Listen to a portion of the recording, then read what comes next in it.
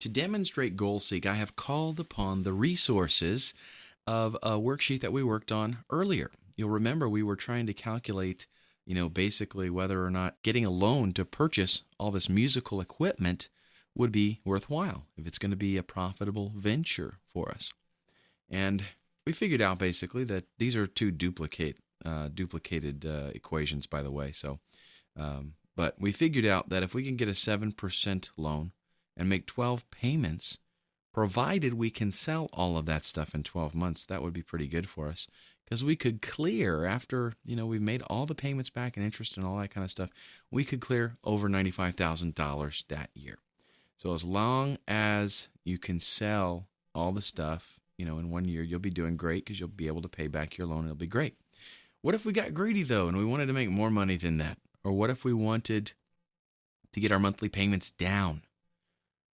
There's a lot of factors in here that we can configure and tweak in order to adjust these, the results here. But wouldn't it be great if we could just punch in, a number, like just make everything, change it so that it's this number?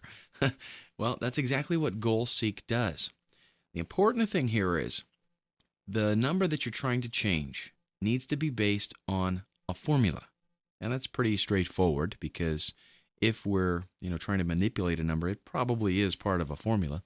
And the numbers that you want to adjust cannot be a formula. They need to be a set value. So they can't be, pointing to something else and performing a formula off of that in order to get their result. They've got to be a real number in and of themselves. In this case, what we would do is, let's say I wanted to get this profit and loss adjusted so that instead of 95,000, I was making like 125,000. And I'm going to base that, because this is contingent on my sales and my interest for my loan. So I'm going to base that on my interest rate and my number of payments. If I could get those down and I would be able to make more money, that would be great. I just need to know, how to do it. What can I manipulate to get that?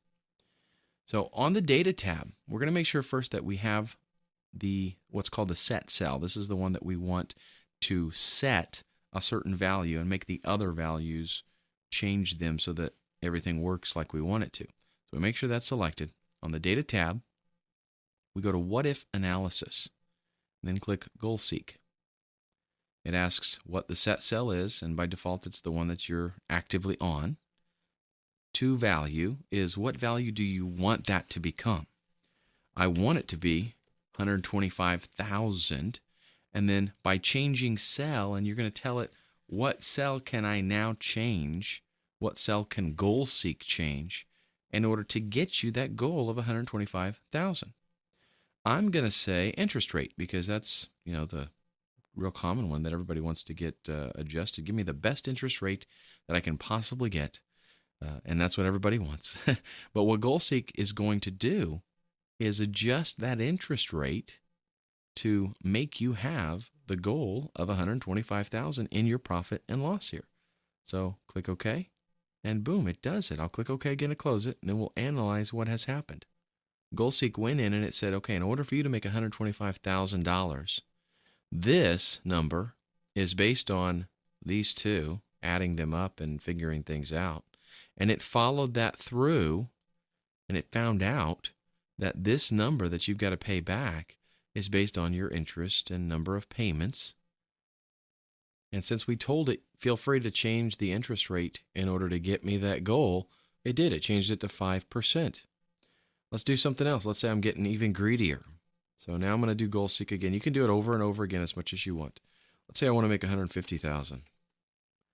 And the number that I'm allowing it to change is going to be the number of payments. So now it can change the number of payments to make sure that I get 150,000. Considering the interest rate and all that kind of stuff, it has calculated that if I will just make 7 payments that are larger, right, then I'll pay off the loan sooner, and I'm going to pay less interest rate, and I'm going to, all said and done, make 150,000. Okay, fantastic. Now, what about negative numbers? What about dealing with our monthly payment? So let's say we want this monthly payment, which right now we're paying out almost $31,000 a month. let's say we're like, I can't really afford $31,000 a month. It's going to take me a couple of months before this really kicks in and I'll start making some money. So what if we'll do goal seek? I would like to get that value down to like negative 23,000. Okay. And you got to do the negative because this is a payment. If you don't, it ain't going to work, in this particular scenario. And what can you manipulate? You can manipulate, again, the interest rate. No problem. And boom, there we go.